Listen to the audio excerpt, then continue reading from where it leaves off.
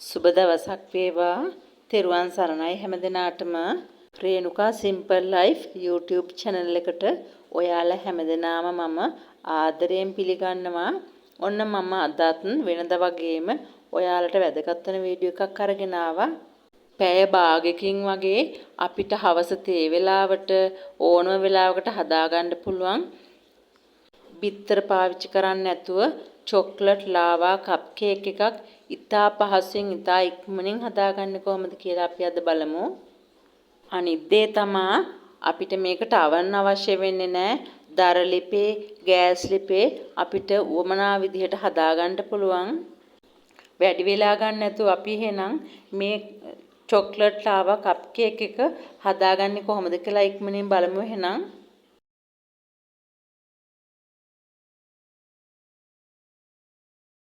මුලින්ම අපිට පාන් පිටි ග්‍රෑම් 150ක් වමනා වෙනවා. අයිසින් සුගර් ග්‍රෑම් 150යි. ෆ්‍රෙෂ් මිල්ක් මේස හැඳි 3යි. ෆ්‍රෙෂ් මිල්ක් නැත්තම් කිරි පිටි මේස හැඳි 3ක් ගමු.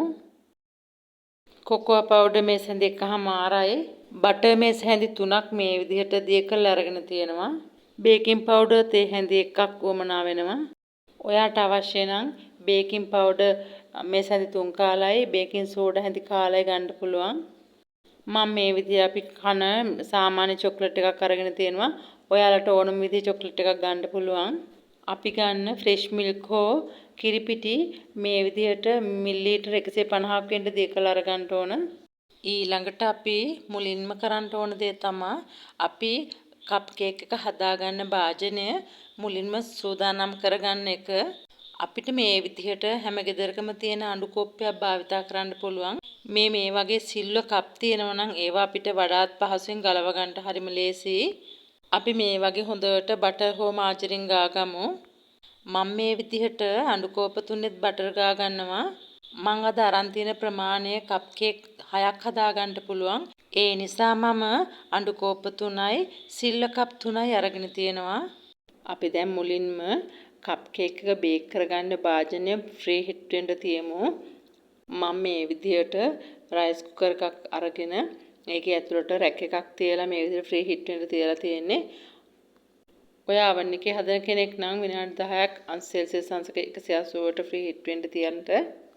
දැන් අපි මේ විදිහට පාන් පිටි වලට බේකින් පවුඩර් ටික, කොකෝ පවුඩර් ටික සහ අයිසින් සුගර් ටිකත් මේ විදිහට දාගෙන හොඳට හලාගමු.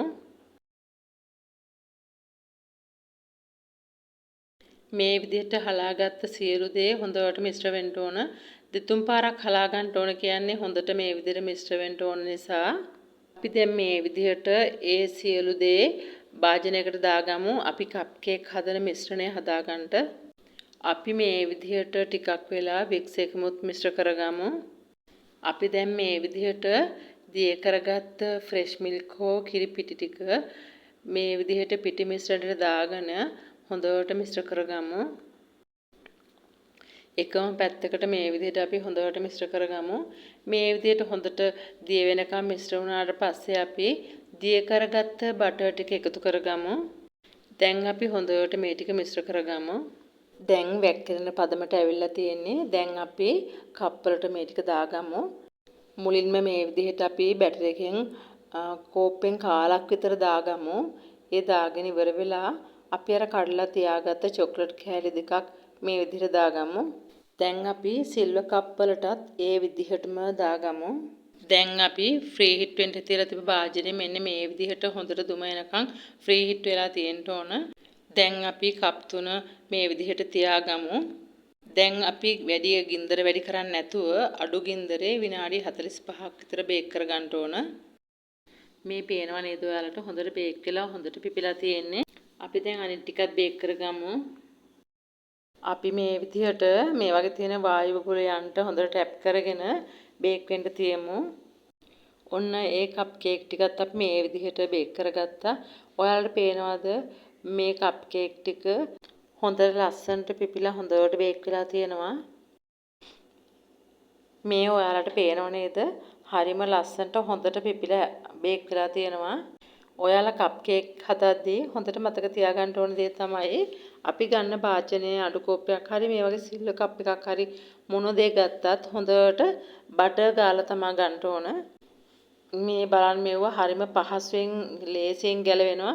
ඒ වගේම ලස්සනට බේක් වෙලා තියෙනවා. ඉතින් හරිම ලස්සනයි රසයි සුවඳයි. ඉතින් ඔයාලත් මේ විදිහටම හදලා බලන්න. ඒ වගේම මම හිතනවා ඔයාලට මේ වීඩියෝ එක ගොඩාක් ප්‍රයෝජනවත් වෙයි කියලා. අපි දැන් එකක් කඩලා බලමු. මේ ඔයාලට පේනවාද? ඇත්තටම ආස හිතෙනවා.